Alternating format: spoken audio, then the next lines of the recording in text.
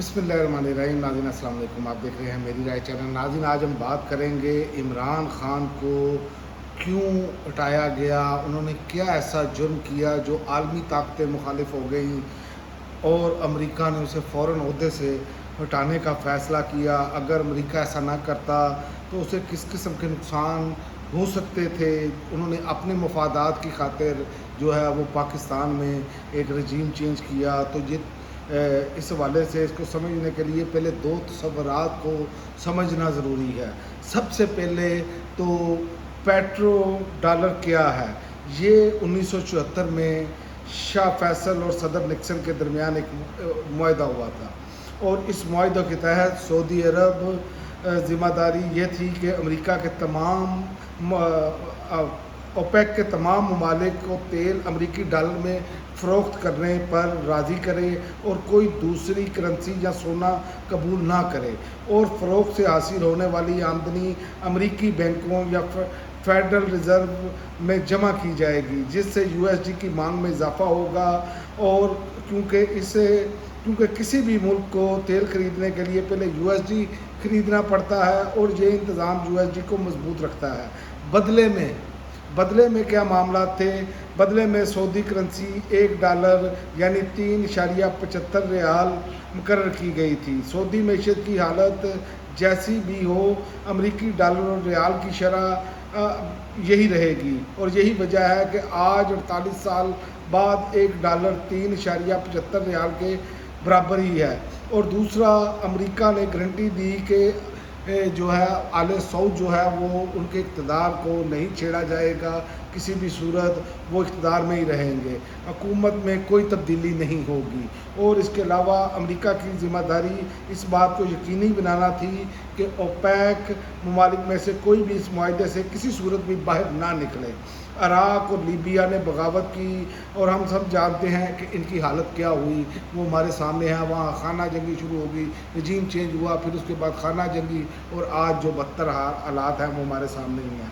और दूसरा ये है कि 1953 में हिंदुस्तान और सोवियत यूनियन यानी रूस के दरमियान हिंदुस्तानी रुपये रूबल तजारत का मुआहदा हुआ, जिसके तहत रूस से हिंदुस्तानी ख़रीदारी के लिए वो हिंदुस्तानी रुपये में अदायगी करेंगे।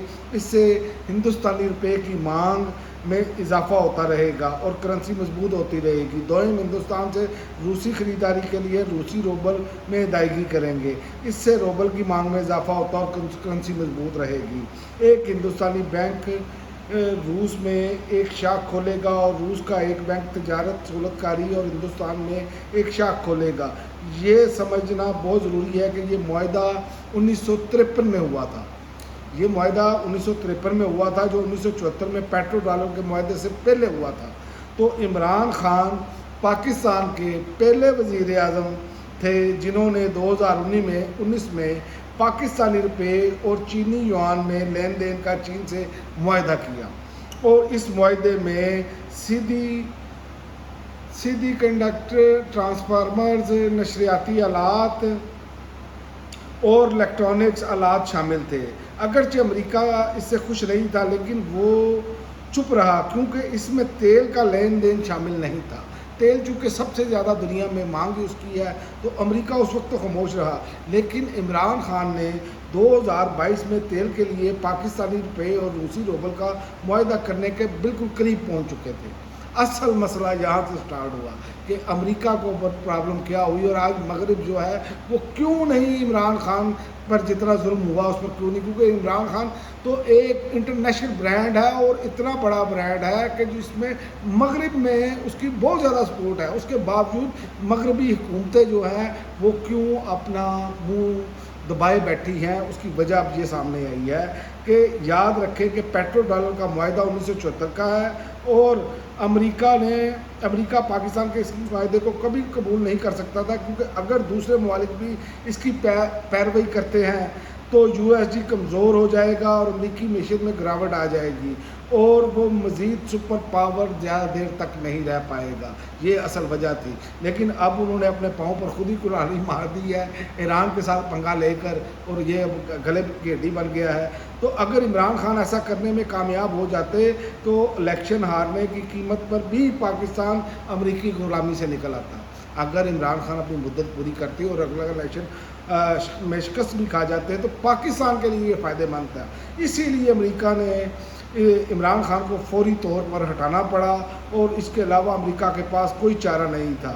تو اس میں آپ کو بتاؤں کہ عمران خان کو بھی اللہ کا شکر ادا کرنا چاہیے کہ وہ نہ قذافی ان کو بنایا جا سکا، نہ صدام بنایا جا سکا، اور آج اپنی وہ کوشش جاری رکھے ہوئے ہیں. اگر عمران خان دوبارہ وزیر اعظم منتخب ہوتے ہیں اور اپنی دوسری مدت میں وہ معاہدہ کرنے میں کامیاب ہو جاتے ہیں تو روپے کی جو قدر میں کمی ہو رہی ہے وہ ختم ہو جائے گی. یہ معاہدہ اتنی اہمیت رکھتا ہے. تو یہ پاکستان IMF کو ادائیگی کرنا شروع کر دے گا. اس کے نتیجے میں آپ کے پاس ڈالرز بھی وافر مقدار میں ہوں گے، آپ اپنی کرنسی میں معاملات کر رہے ہیں تو، اور تبادلوں کی شرح بحال ہو جائے گی اور پاکستان 2 سے 3 سال میں IMF اور ورلڈ بینک کی غلامی کا توق گلے سے اتار دے گا. تو یہ ساری چیزیں تھیں جس کی وجہ سے مغربی اور امریکہ جیسا جو ڈونلڈ ٹرمپ کہتا تھا کہ بھئی میرے دوست ہے عمران خان، کیوں آ کے یہ مفادات کی اصل میں ٹکراؤ تھا، کیونکہ عمران خان پاکستان کا مفاد چاہتے تھے. ان کو اس سے کوئی غرض نہیں ہے امریکہ کیا کر رہا ہے، روس کیا کر رہا ہے، چائنا کیا کر رہا ہے. عمران خان پاکستانی قوم کا فائدہ چاہتے تھے. تو اسی حوالے سے آپ دیکھ لیں کہ سیاسی وابستی سے اگر آپ بالا تر ہو کر سوچیں تو بالوطنی کو ملوث خاطر رکھتے ہوئے اپنی اور اپنی آئندہ نسلوں کے لیے ہمیں سوچنا ہوگا. اور ایسے لیڈر بار بار نہیں ملتے، ان کے لیے عمران خان کے لیے یہ جدوجہد کرنی ہوگی. اور میں اس میں آپ کو یہ آخر میں بتاتا چلوں کہ یہ جو تحریر ہے نا، یہ تحریر انگریزی تحریر تھی جسے جسٹس ریٹائرڈ ناصرہ جاوید اقبال نے تحریر کیا اور بڑی تحقیق کے بعد اس کو انہوں نے تحریر کیا، اور میں نے اب جو ہے اسی سے لے کر اسے اب ویڈیو کی شکل دی ہے. اب تک کے لیے ناظرین اتنا ہی. اگلی ویڈیو تک اجازت دیں. اللہ حافظ.